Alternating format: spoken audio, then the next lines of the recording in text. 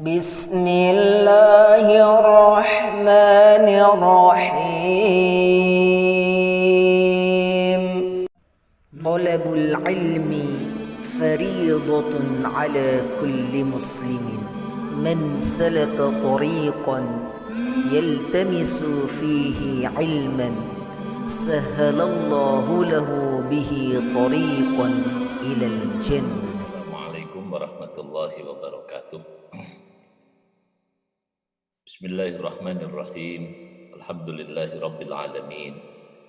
Wabihi nasta'inu ala umuri dunya waddin. Wassalatu wassalamu ala sayyidil mursalin Sayyidina Maulana Muhammadin wa ala alihi wa ashabihi ajma'in. Amma ba'du. Rabbi shrah li sadri wa yassir li amri wahlul 'uqdatam min lisani yafqahu qawli. Allahumma anfa'na bima 'allamtana wa 'allimna bima yanfa'una innaka antal alimul hakim. Allahumma arhamna bil Qur'an wa ummana bil ghufran wajma'na 'alal iman. Allahumma dzakkirna minhu ma nasina wa 'allimna minhu ma jahilna warzuqna tilawatahu ana al-laili wa atrafan nahar. Allahumma ij'alna wa ahlana wa dhurriyyatina min ahlil Qur'anil 'azim alladzina ahluka wa khassatuka ya rabbal alamin. Allahumma ya syafi anta syafi'il la shifa'an la yughadiru saqama. Allahumma shfi ikhwanina al-marda. Allahumma shfi ikhwatina al-marda. Allahumma shfil musabin. Allahumma shfihim jami'an. Anta syafi la shifa illa shifa'an la yughadiru saqama. Allahumma afina fi badanina. Allahumma afina fi sam'ina. Allahumma afina fi absarina. Allahumma rabbana atina min ladunka rahmah wa hayyi' lana min amrina rasyada. Rabbana ighfir lana wa liwalidina wa limasyayikhina wa li asatidatina wa li aqribaina wa limlau haqqun alaina wa liman asal lil ma'ruf innaka antal ghafurur rahim. Bapak Ibu peserta ngasuh sore hari ini yang berbahagia, alhamdulillah dengan bersyukur kepada Allah Subhanahu wa taala kita melaksanakan kegiatan kita dan semoga Allah Subhanahu wa taala memberkahi usaha kita, memberkahi amal kita, memberikan kepada kita ilmu yang bermanfaat, ilmu yang barokah, amal yang barokah, kerja yang barokah, dan semoga Allah Subhanahu wa taala menjaga dan memberikan kepada kita semuanya kekuatan iman, kekuatan imun, terutama di hari-hari yang hari-hari ini banyak kita dengar saudara-saudara kita, tetangga kita banyak sedang terkena sakit. Semoga Allah berikan kesembuhan, semoga Allah berikan kekuatan kepada mereka yang sakit ini dengan kekuatan keimanan, kekuatan kesabaran, dan sehingga bisa melalui ujian ini dengan mendapatkan pahala besar dari Allah Subhanahu wa taala. Salawat salam kita sampaikan untuk Rasulullah sallallahu alaihi wasallam beserta keluarga dan para sahabatnya. Bapak Ibu yang berbahagia, pengajian kita sore hari ini di surah Ar-Rahman, insyaallah kita akan mempelajari ayat ke-46. Ayat ke-46 surah Ar-Rahman, dan ayat 46 sampai terakhir ini adalah ayat yang berbicara tentang janji-janji Allah kepada orang-orang beriman. Jadi apa saja yang Allah sediakan kepada orang-orang baik, orang-orang bertakwa, panorama surga dengan segala macam sebagian segala macam panorama surga dengan sebagian nikmat yang diceritakan pada ayat ini, semoga saja semakin membuat kita merindukan surga, merindukan surga dan senantiasa memiliki harapan untuk bisa menjadi ahli surga dengan melakukan berbagai amal perbuatan yang mendekatkan kita kepada surga dan menjauhkan kita dari api neraka. Jadi kalau pada ayat sebelumnya sampai ayat ke-44 ya, 44 itu kita diingatkan dengan sebagian dari panorama neraka. Jadi maka ini yang lebih panjang dari 46 sampai dengan 78 ini ayat yang berbicara tentang panorama surga.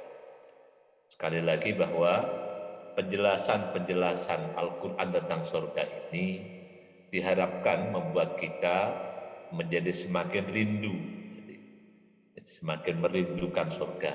Jangan sampai ada seperti judul film yang surga tidak dirindukan, surga yang apa gitu. Ini surga yang di sini adalah surga yang sangat dirindukan oleh siapapun orang beriman. Saya akan bacakan ayatnya. Ayat ke-46 sampai 61. A'udzu billahi minasy syaithanir rajim. Bismillahirrahmanirrahim. Waliman khafa maqama rabbih jannatan. Fabi'ayyi ala'i rabbikuma tukadziban. ذواتا أفنان فبأي آلاء ربكما تكذبان فيهما عينان تجريان فبأي آلاء ربكما تكذبان فيهما من كل فاكهة زوجان فبأي آلاء ربكما تكذبان متكئين على فرش بطائنها من استبرق وجنى الجنتين دان فبأي آلاء ربكما تكذبان فيهن قاصرات الطرف لم يطمثهن إنس قبلهم ولا جان فبأي آلاء ربكما تكذبان كأنهن الياقوت والمرجان فبأي آلاء ربكما تكذبان هل جزاء الإحسان إلا الإحسان فبأي آلاء ربكما تكذبان. Bapak Ibu yang berbahagia, kita pelajari semampu kita di ayat ini, dan ayat ke-46 secara khusus Allah Subhanahu wa taala menyampaikan, jadi kalau dalam redaksi bahasa Arab grammarnya ini ada jar majrur didahulukan. Ini memberikan diantaranya pesan khusus waliman dan bagi siapapun. Waliman dan bagi siapapun, khofa yang takut. Jadi orang yang takut adalah sering kalau di bahasa Arab kan itu tawakku'ul makruh fil mustaqbal. Jadi rasa takut itu adalah orang yang membayangkan sesuatu yang tidak menyenangkan di kemudian hari. Jadi bayangan yang menakutkan di kemudian hari disebut dengan rasa takut. Jadi ini takutnya takut apa? Takut maqama rabbi. Takut berada di hadapan Tuhannya. Takut nanti menghadapi peradilan. Takut ketika harus menghadap Allah Subhanahu wa taala. Jadi ini ya kita langsung bahas saja ya pelan-pelan semampu kita. Jadi kita berkeyakinan bahwa setiap manusia itu memiliki pertanggungjawaban, namanya mas'uliyah, akan ditanya di hadapan Allah Subhanahu wa taala. Nah, ini ada orang yang sejak di dunia itu sudah ada rasa takut untuk menghadapi pertanggungjawaban nanti. Dan kalau dalam pelajaran tauhid, pelajaran keimanan, rasa takut ini adalah bagian dari kalau cabang keimanan. Cabang keimanan itu adalah diantaranya takut. Jadi takut azab Allah, takut berhadapan dengan, kalau di sini kan maqama rabbi, takut berhadapan ketika menghadap Allah Subhanahu wa taala.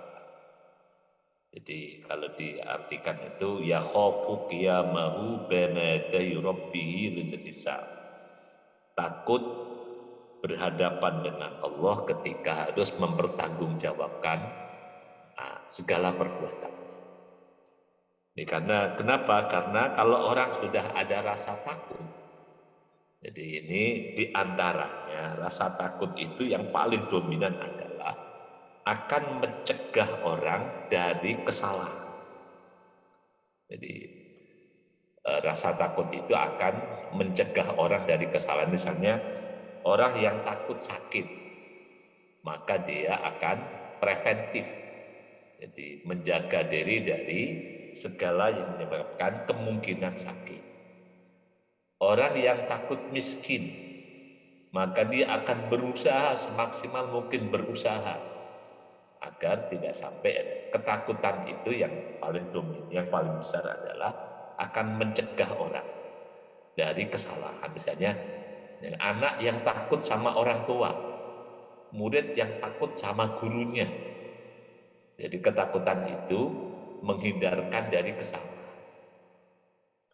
Jadi ini bagi orang yang ini takut dengan pertanggungjawaban Allah gimana nanti. Misalnya kalau di hadis Nabi kan setiap kita akan ditanya nanti di hari kiamat tentang umurnya, buat apa dihabiskan, tentang ilmunya, gitu kan, di mana diamalkan, tentang hartanya, dari mana diperoleh dan kemana dibelanjakan, dan lain-lain. Jadi kalau di hadis Nabi kan yang terkenal, jadi kullukum ra'in wa kullukum mas'ulun an ra'iyati. Kalian adalah pemimpin dan kalian semuanya pasti akan ditanya tentang kepemimpinan itu. Jadi ini prinsip pertanggungjawaban. Nah, ketika orang sudah ada rasa takut mempertanggungjawabkan apapun di hadapan Allah, maka dia akan berusaha jadi semaksimal mungkin agar bisa mempertanggungjawabkan apapun yang dilakukan. Jadi misalnya kalau pertanggungjawaban umur, di mana dihabiskan umur ini? Jadi apakah umurnya dihabiskan untuk kebaikan atau dihabiskan untuk yang tidak baik? Itu kan ada pertanggungjawaban.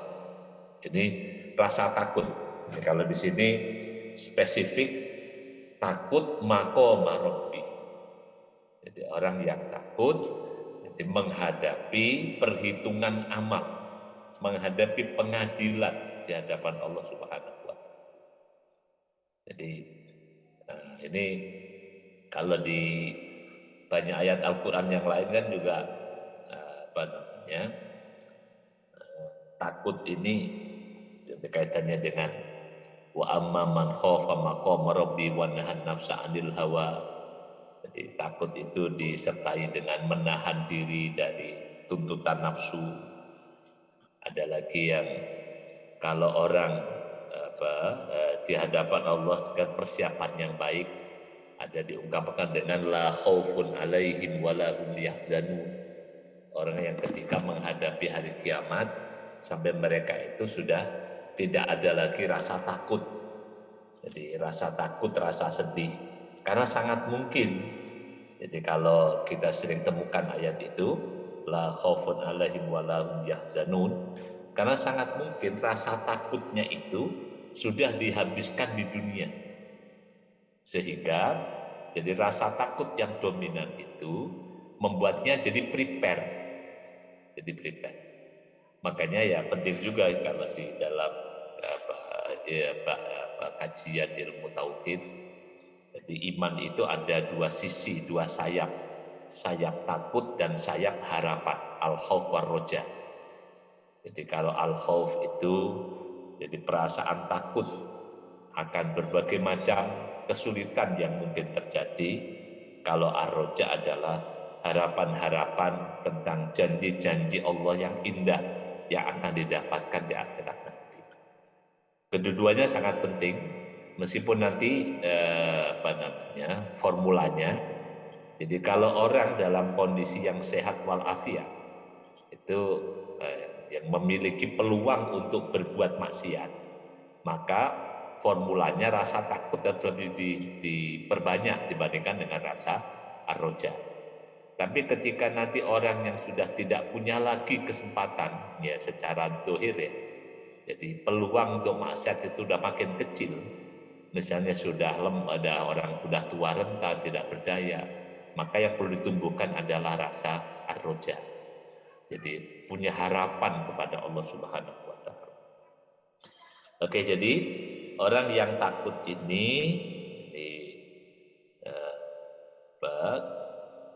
disediakan oleh Allah Subhanahu wa taala. Jadi waliman khafa maqama rabbih jannatani. Ada dua surga. Ada dua surga. Jadi kalau kata Az-Zamakhsyari, jadi jannatun li fi'lit ta'at wa jannatun li tarkil ma'asi. Jadi kalau ada dua surga, surga karena dia melakukan perintah fi'lit ta'at, wa jannatun li tarkil ma'asi. Jadi dua surga itu kalau kata Zamakhsyari menerangkannya begitu. Jadi karena dia meninggalkan maksiat. Dan ini sebagai bentuk kesenangan dan kemewahan. Bukan satu surga, sampai diberikan dua surga, jannatan.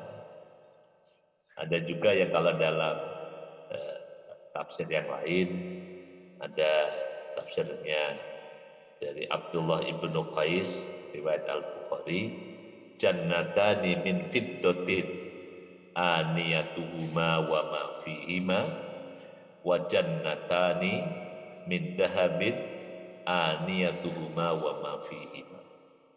Ada dua surga yang semua perabotannya terbuat dari perak.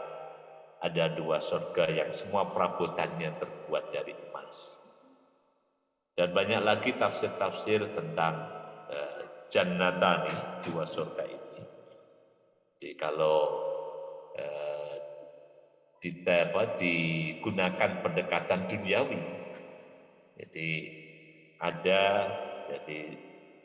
jannah satu surga yang menjadi ruang privasi bagi ahli surga ini, lalu yang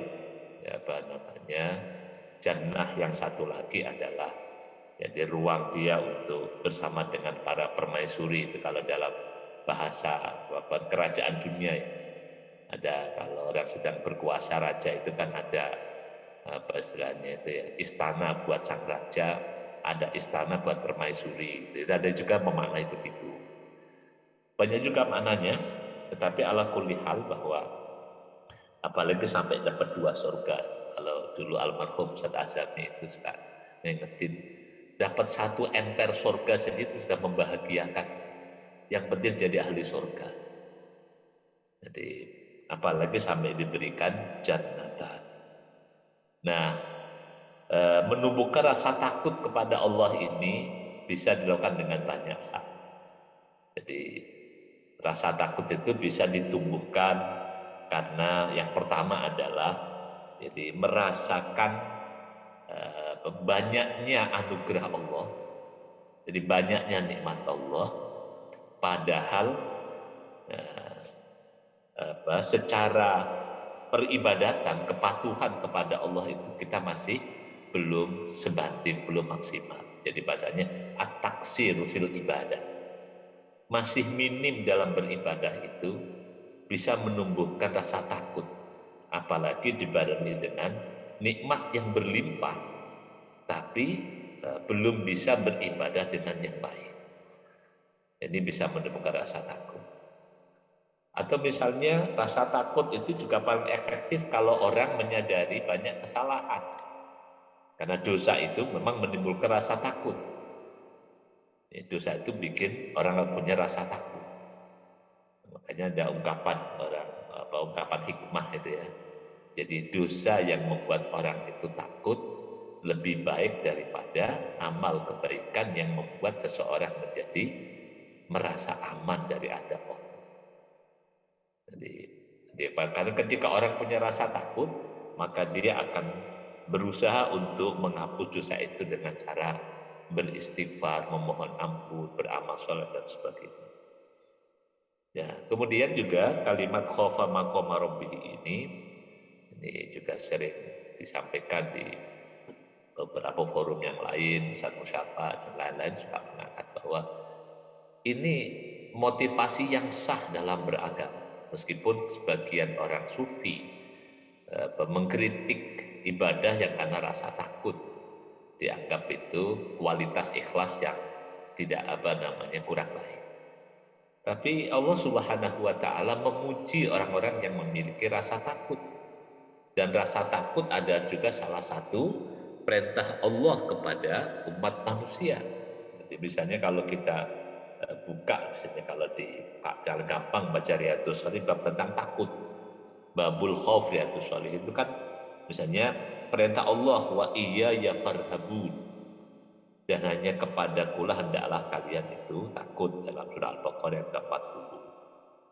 Jadi banyak sekali sampai karena ini perintah agama, maka menumbuhkan rasa takut kepada Allah adalah bagian dari menjalankan agama. Jadi gimana caranya? Nah ini kan, jadi menyadari banyaknya nikmat, lalu sedikitnya ibadah, menyadari banyaknya dosa, dan sebagainya. Termasuk yang sering membuat takut itu adalah tentang panorama neraka. Panorama neraka, dahsyatnya hari kiamat, yang diantara disebutkan di sebagian surah ini, dan syaqqatis sama, itu kan diantara dahsyatnya hari kiamat. Itu juga, jadi kalau bisa dikapitalisasi menjadi energi dalam diri kita, sampai menumbuhkan rasa takut kepada Allah Subhanahu wa taala, yang kemudian dari takut itu bisa mencegah dari kesalahan. Dan seandainya melakukan kesalahan karena punya rasa takut, maka segera melakukan perbaikan. Sama seperti kalau kita melakukan kesalahan kepada seseorang. Yang kalau kita takut dengan kesalahan kita pada orang itu, maka kita akan segera mencari jalan agar kesalahan kita segera diputihkan. Ya. Ini ayat ke-46, ayatnya pendek tapi implementasi dalam kehidupan kita menjadi sangat penting. Kalau orang sudah tidak berasa takut kepada Allah, ini bahaya. Kalau di dalam sekte itu aliran akidah namanya kaum Murji'ah yang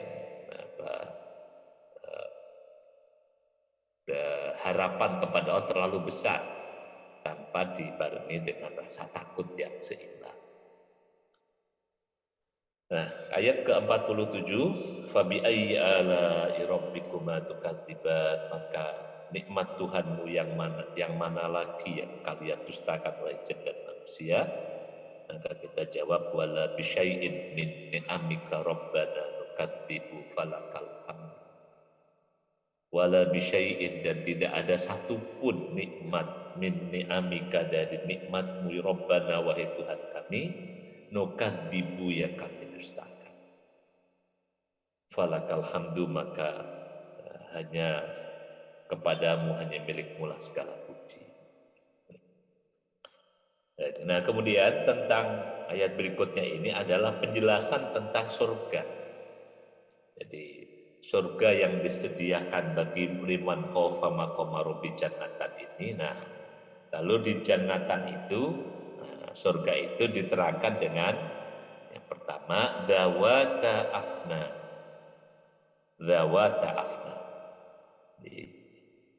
Surga yang memiliki afnan. Afnan itu tanaman-tanaman yang rimbun dan berbuah lebat. Dawata agsonin mutafarri'atin wasimarin mutanawwi'ah. Jadi kalau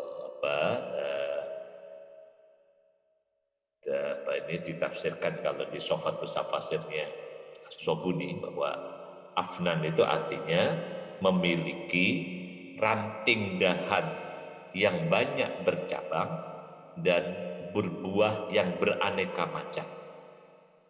Jadi ini salah satu panorama. Jadi surga yang disediakan bagi orang yang khofa maqama rabbi ini digambarkan dengan jadi taman yang memiliki tanaman yang rimbun dan berbuah lebat. Bapak Ibu rahimakumullah, ini kalau bagi kita orang Indonesia itu kan banyak kita di sini gitu kan tanaman-tanaman. Tapi kalau coba kita bayangkan ayat ini dibaca di Makkah. Ketika zaman Nabi ada di Makkah, tempat tinggal yang hanya lembah batu, tidak ada tidak ada tanaman di wadin ghairi dizar. Dan ini juga menjadi salah satu kalau orang membuat taman itu, jadi lingkungan yang bagus ya ini. Yang pertama adalah ada tanaman rimbunnya. Makanya yang nggak bisa dipungkiri sampai hari ini bahwa tempat-tempat nyaman itu ya nggak bisa diingkari bahwa tempat nyaman itu adalah tempat yang memiliki pohon-pohon besar, ranting dahannya menjulang, banyak bercabang, apalagi memiliki buah-buah yang beraneka ragam. Jadi dulu kenapa orang Jakarta suka ke Bogor, ke Bandung, ke Puncak, itu kan diantaranya kan yang mau dinikmati adalah misalnya kalau orang ke Bogor, ke Bandung, keindahan pohon-pohonnya.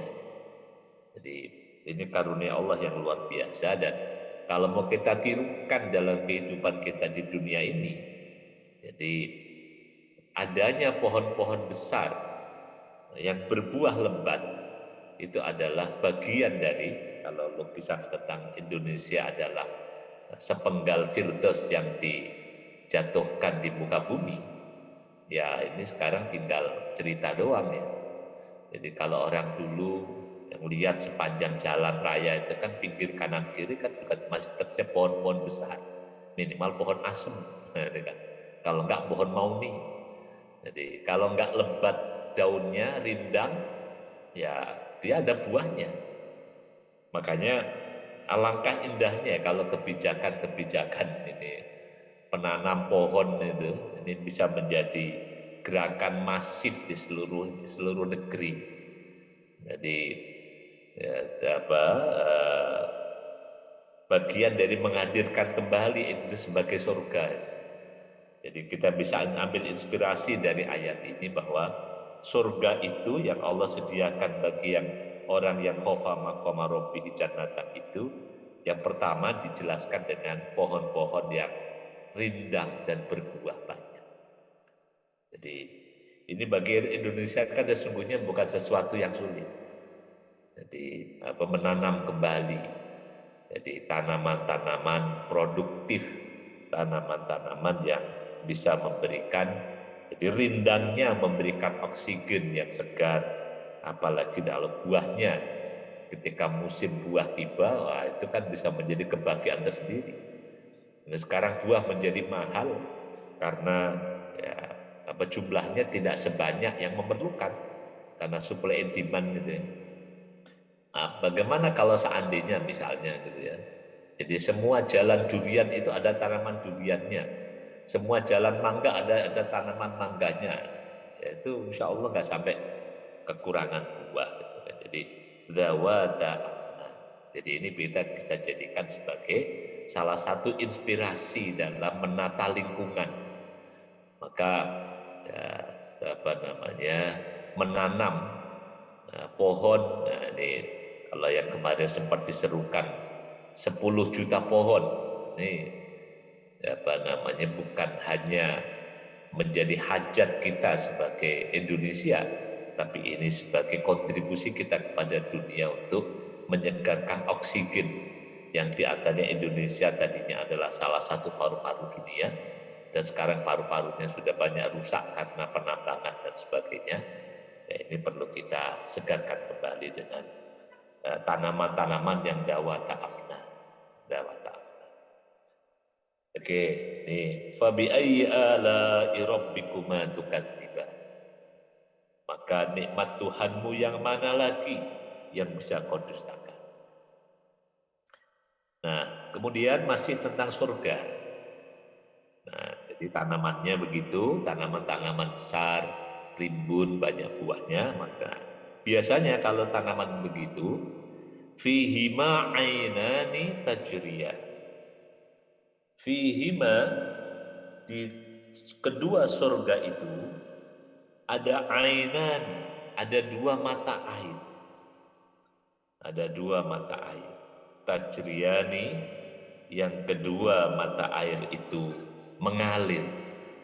Jadi bukan mata air yang mengering, bukan. Mata air yang mengalir. Di ayat yang lain, fiha ainun jariyah, fiha sururum marfu'ah, kalau Al-Ghasyiyah ya. Jadi ini juga bisa jadi inspirasi bagi kita. Jadi kalau tanaman itu besar, pohon-pohon besar itu, jadi akan menyimpan air yang cukup ketika musim hujan. Dan nanti pada saat hujan itu reda, musim kemarau, maka simpanan dari air yang ada di akar-akar pohon besar itulah kemudian mengalir menjadi mata air. Kalau di kita di dunia ini kita jadikan cerita tentang panorama surga yang ada di surah Ar-Rahman ini bisa kita hadirkan sebagai salah satu inspirasi menghadirkan kembali Indonesia sebagai sepenggal firdaus di muka bumi. Pohon-pohon besar yang biasanya nanti dari pohon-pohon besar itu akan mengalir mata air. Silakan yang pernah tinggal di kaki-kaki gunung, kaki-kaki bukit. Jadi biasanya kalau di orang kampung itu belik, belik itu. Mata air itu belik. Atau kalau di Jawa dulu belik. Itu biasanya ada pohon besar di atasnya. Nanti ada mata air di bawahnya. Ini ketika terjaga di rimbun afnan tadi, maka selama itu pula di ainani tajriyah. Ada kalau di masyarakat kami di kampung itu ada misalnya pohon-pohon yang dianggap menjadi penyimpan, misalnya seperti pohon aren. Pohon aren itu yang ya, sebentar lagi itu banyak dinikmati kolang-kalingnya itu ya. Itu dianggap kalau di kampung saya itu diantara pohon yang dianggap paling banyak nyimpen air. Nah, paling banyak nyimpen air. Sehingga biasanya kalau ada banyak pohon aren, dia sumber mata air di situ akan cukup berlimpah. Sumur nggak terlalu dalam. Jadi, wallahu alam bisawab. Jadi ini tentang wawasan lingkungan yang bisa kita ambil dengan mengambil inspirasi surga di surah Ar-Rahman. Jadi insya Allah mata airnya akan tajriyan, bukan mata air yang mengering. Kalau kata Al-Hasan, tajriyani bil ma'iz zallal, ihdahuma tasnim wal ukhra asal sabil. Jadi mata air surga ini sering ada disebut dengan mata air salsabil di surah Al-Insan ya. Ada tasnim. Fa bi ayyi ala'i rabbikuma tukadziban. Nikmat Tuhanmu yang mana lagi yang kau dustakan? Nah ini jadi isi surga ya. Jadi kita perhatikan dengan seksama dan jadi inspirasi kita. Jadi pertama tadi pohonnya lebat, jadi banyak dahannya, lalu di bawahnya ada mengalir mata air. Ini biasanya kalau kalian pernah tinggal di kampung pasti menemukan ini di kaki gunung. Fihima min kulli fakihatin zauja. Fihima di surga itu, jadi min kulli fakihatin, di setiap buah-buahan. Di sana ada berbagai macam buah-buahan. Nah, zaujan yang buah-buahnya itu berpasangan. Wallahu a'lam bishawab itu. Nah, kalau di ilmu biologi dulu ada dikotil dan monokotil gitu ya. Ada buah itu berpasangan. Fakihatin zaujan, ini tentang tafsir ini zaujan buah-buahan itu juga macam-macam. Jadi ada misalnya yang maksudnya ma'rufun wa gharib, ada buah yang dikenal, ada buah yang tidak dikenal. Jadi ini tentang aneka buah-buahan, dan saya sering sebutkan bahwa salah satu panorama surga, negeri yang indah yang disampaikan Al-Quranul Karim, ya di antaranya ini tentang tersedianya buah-buahan di sepanjang kanan kiri jalan. Jadi kalau hafal dulu surah yang dibaca oleh para pejabat zaman saya sekolah itu, surah Saba.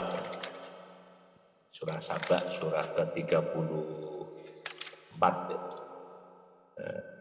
Saba 34 tentang baldatun thayyibatun wa rabbun ghafur. Surah Saba ayat ke-15.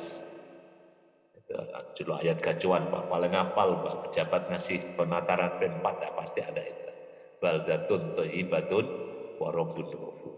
Nah, tentang negeri indah itu ayat sebelumnya adalah tentang negeri Saba. Laqad kana li saba'in fi maskanihim ayah jannatani ayyamini wa shimal. Kulu mir rizki rabbikum washkurulah baldatun thayyibatun wa rabbun ghafur. Jadi secara singkat bahwa negeri yang bagus, negeri yang thayyibah, baldat thayyibah itu negeri yang mendapatkan ampunan Allah ini adalah negeri yang diantaranya panoramanya itu jannatani ayyamini wa shimal. Kebun-kebun di kanan kiri. Ini Kang Woko yang pernah tinggal di kampung, yang masih punya kampung.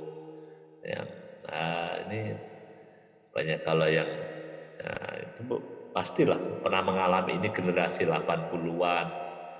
Anak orang-orang yang lahir sebelum tahun 70 insya Allah itu masih mengalami ini di kampung yang ada jannatani ayyamini wa shimal.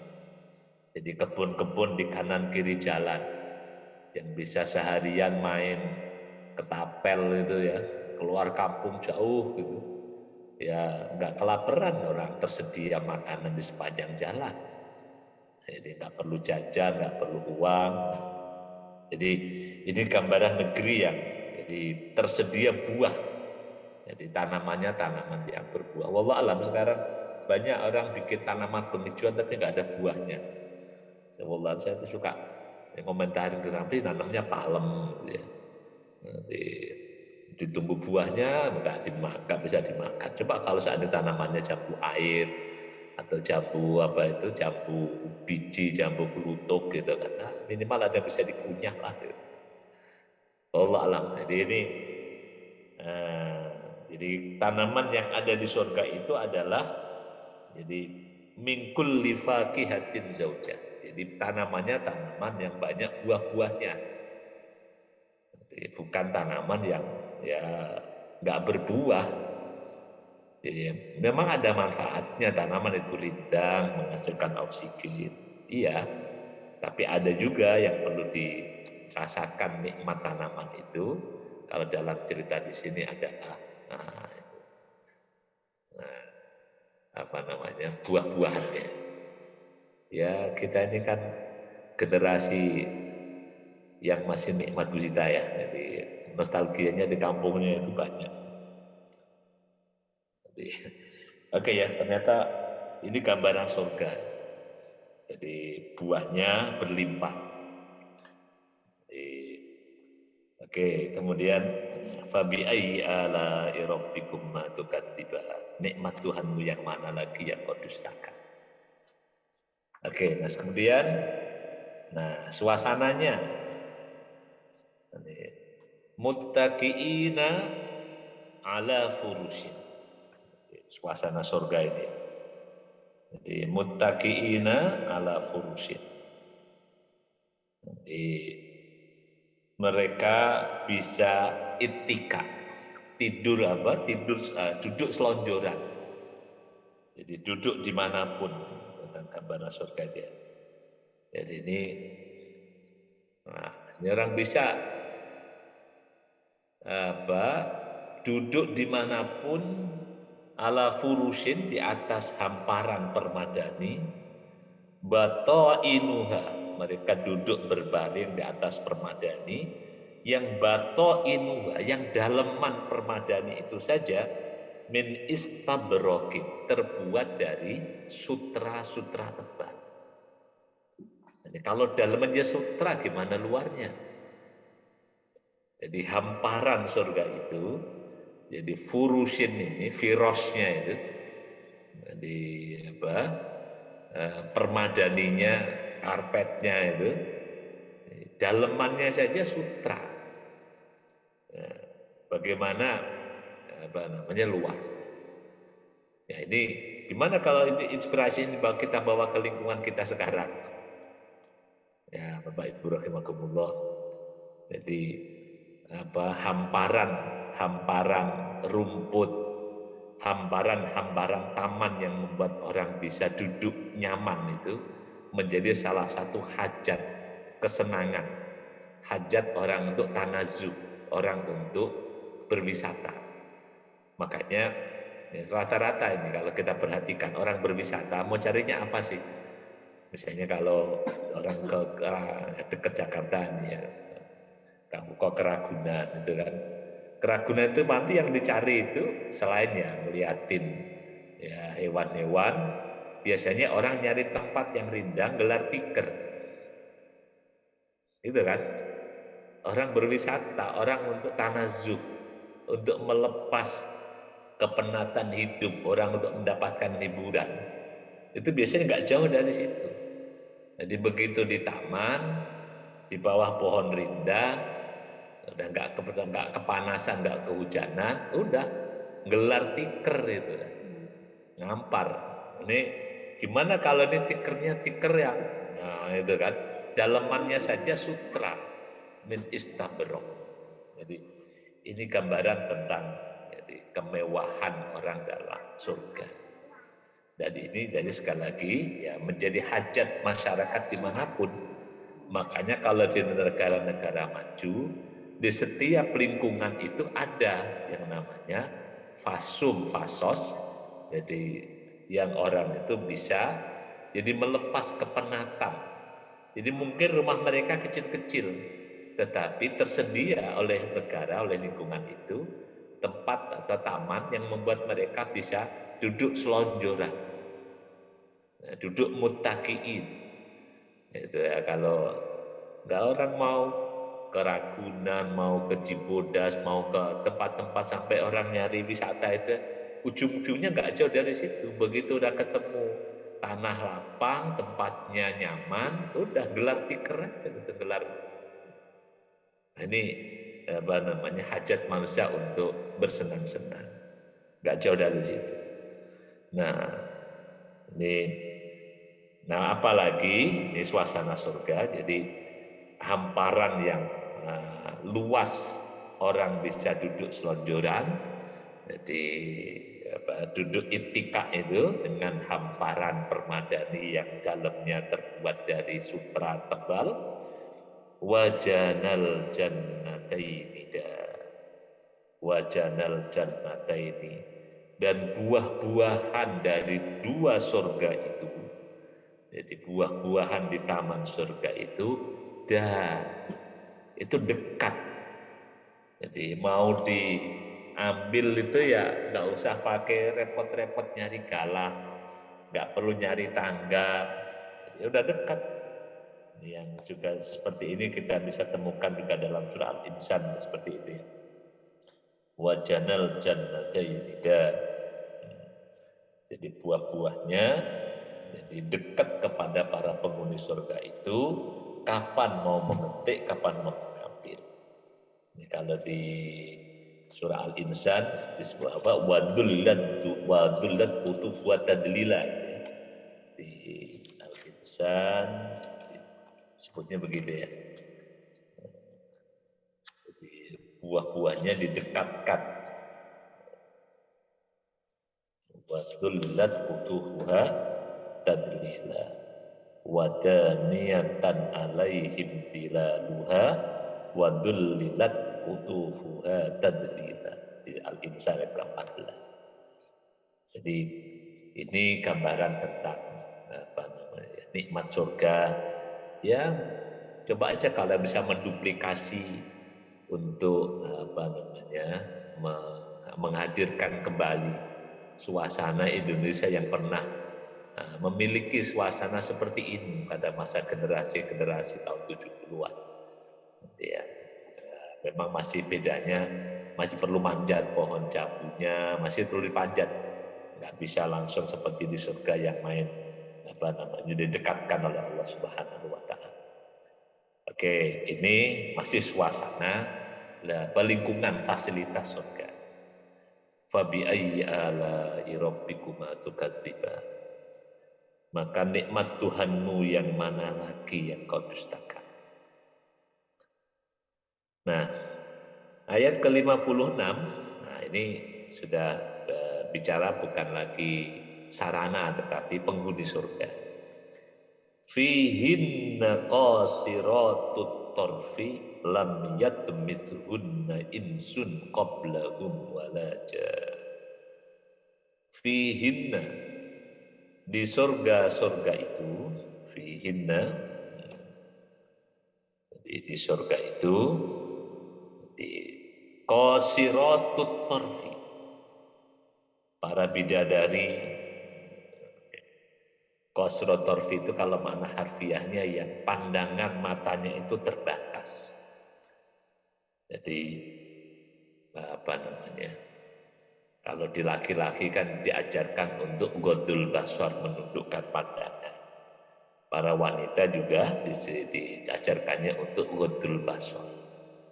Maka ya, sangat ini ya, sangat relevan, nyambung antara yang ada di surah An-Nur 30 dan 31 dengan kehidupan surga. Kenapa sih kita di dunia ini disuruh menjaga pandangan? Karena yang tersedia nanti di surga itu, ini sampai para wanitanya pun wanita yang menjaga pandangan. Qasiratut tarfi.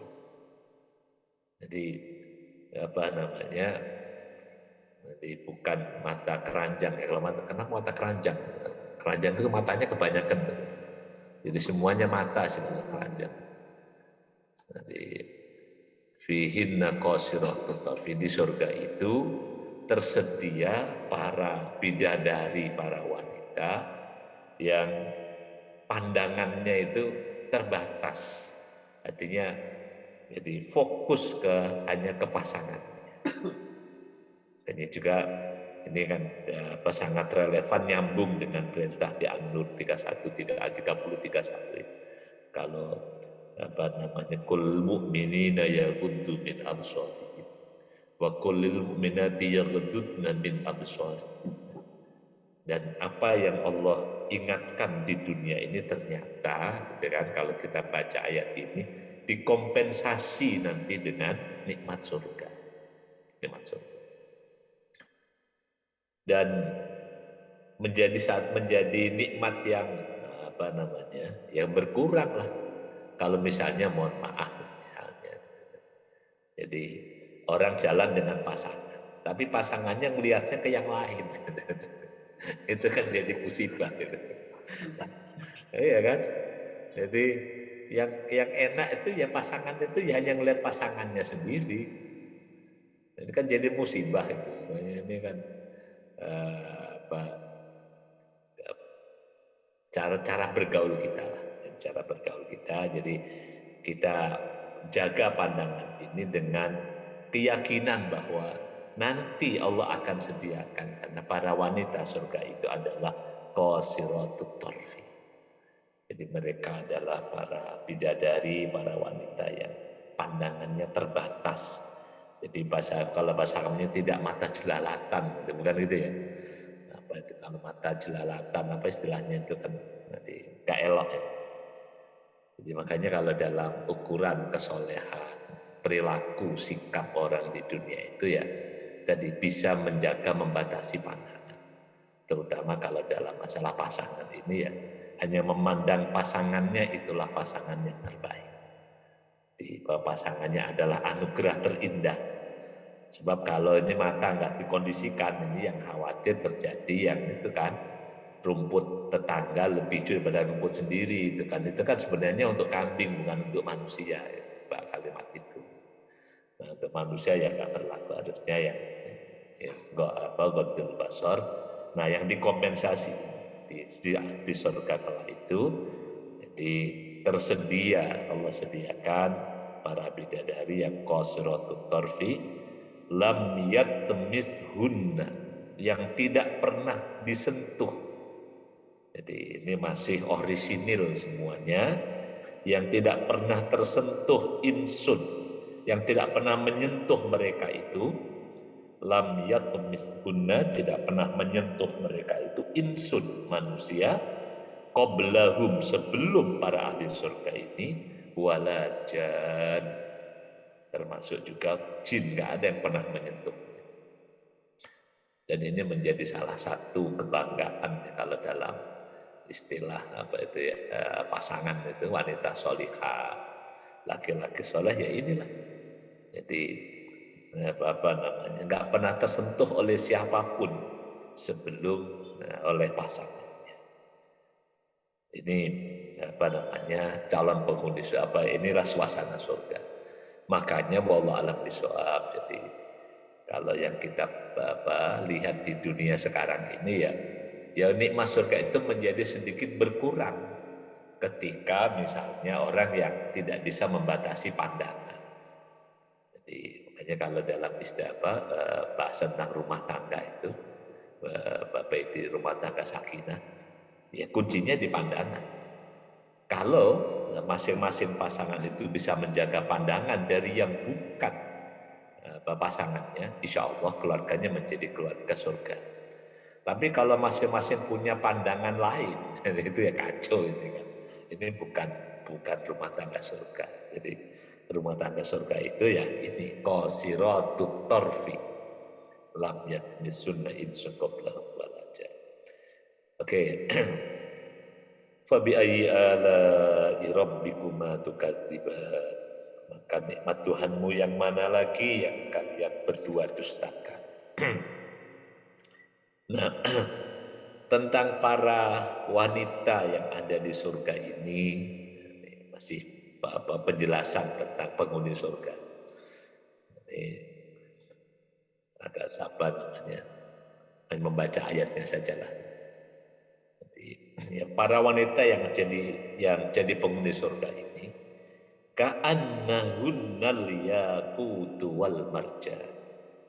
Ka'annahunna, sepertinya mereka itu, para wanita, para penghuni surga qasiratut tarfi ini, itu ka'anna, sepertinya, saking jernihnya, saking halusnya, saking indahnya itu, seperti al-yakut. Al-yakut itu berlian, apa namanya? Jadi cahayanya itu jadi memancarkan dari semua sisi. Jadi panoramanya, keindahannya itu di lekuk-lekuk yang semuanya memberikan keindahan. Ka'annahunnal yaqutu wal marjan. Al marjan itu mutiara. Nah, kalau di buku-buku tafsir, yakut marjan ini adalah keduanya yang diberi berwarna kemerahan. Jadi ka'annahunna fi sofa'il yakuti wa khumratil marjan. Jadi para qasratut tarfi, para penghuni surga itu saking bersih jernihnya itu seperti jernihnya mengkilatnya berlian dan seperti merahnya batu mutiara. Jadi apa namanya?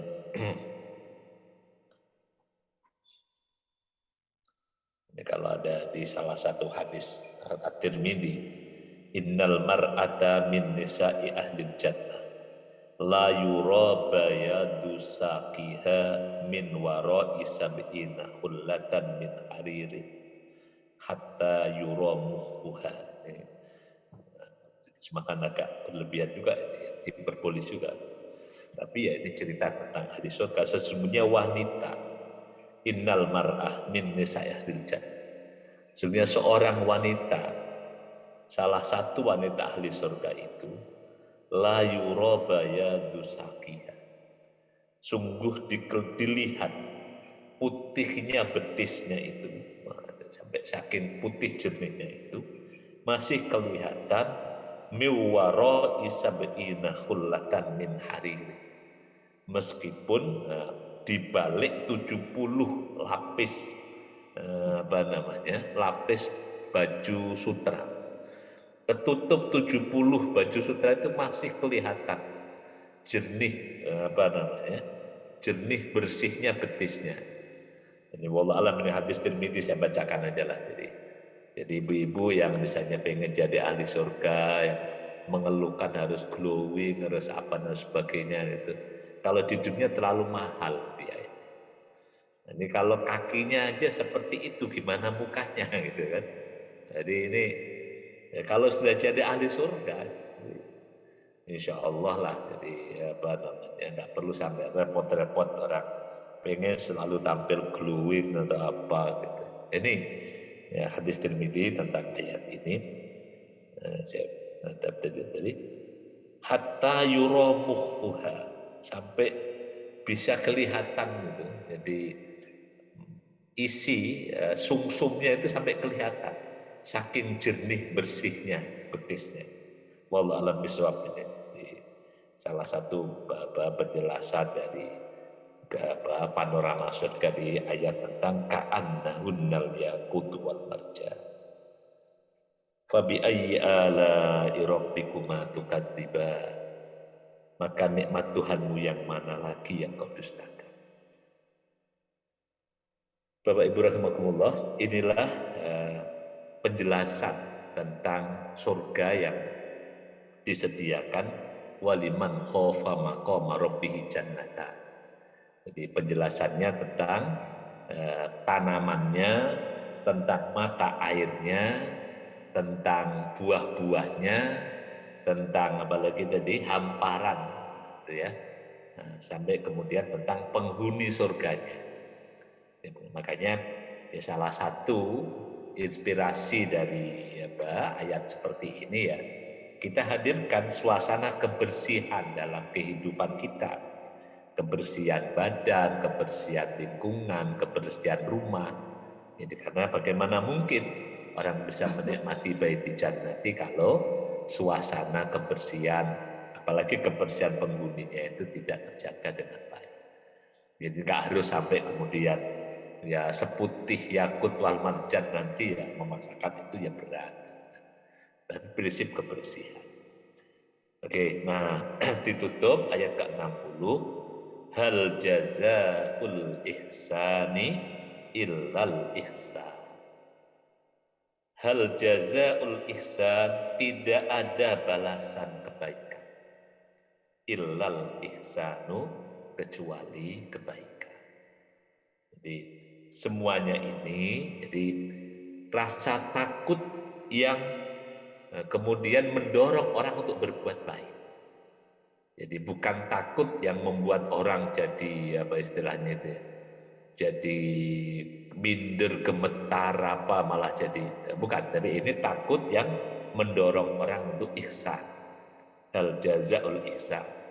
Nah, ihsan nanti kalau kita kembalikan, jadi ihsan yang diajarkan itu yang seperti apa, ya bisa kita buka kembali di surah, misalnya surah apa itu, Al-Nisa 36 yang ada ihsannya.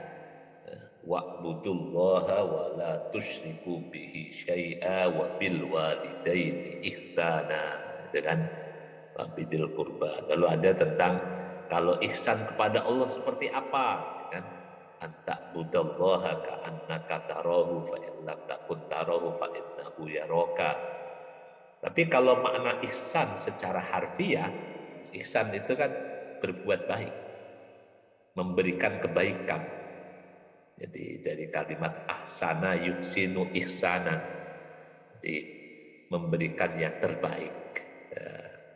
Jadi orientasinya kalau di Bikisdana itu cara berpikirnya adalah apa yang sebaiknya kita lakukan, apa yang sebaiknya kita kerjakan, dan itu sangat dipengaruhi oleh ruang dan waktu. Ihsan bisa jadi misalnya seteguk air itu lebih berharga daripada segumpal emas misalnya kan, karena yang dihadapi orang yang sedang kehausan, dia lebih memerlukan seteguk air daripada misalnya segenggam berlian misalnya. Ini apa namanya, tentang ihsan. Jadi orang yang berbuat baik dengan balasan yang Allah sediakan, hal jaza ihsan ala ihsan. Dan di hadis Nabi banyak sekali tentang apa namanya ihsan ini. Jadi kemarin saya membaca di salah satu bab Riyadhus Shalihin, di bab terakhir bab jihad itu unik. Jadi bab jihad itu bab yang terakhirnya itu ihsan dalam bab pemuamalah. Jadi, termasuk ihsan itu ketika orang berjual beli, itu juga ada bab ihsan di sana. Nah, Allah menjanjikan ya, misalnya orang ihsan dalam menagih dan membayar hutang, itu juga ada di sana, ada ihsan. Ini semua ihsan, kebaikan itu tidak ada balasannya kecuali kebaikan. Hal jazaa'ul ihsan illa ihsan. Ini kaidah dalam amal kepada Allah Subhanahu wa taala. Waktu sudah habis. Terima kasih, sampai sini dulu. Fa bi ayyi ala'i rabbikuma tukadziban. Maka nikmat Tuhanmu yang mana lagi yang kalian dustakan. Demikian sampai ayat ke-61 surah Ar-Rahman. Moga-moga pekan depan bisa kita selesaikan sampai ayat ke-78. Demikian kurang lebihnya mohon maaf, dan saya kembalikan ke Pak Ram.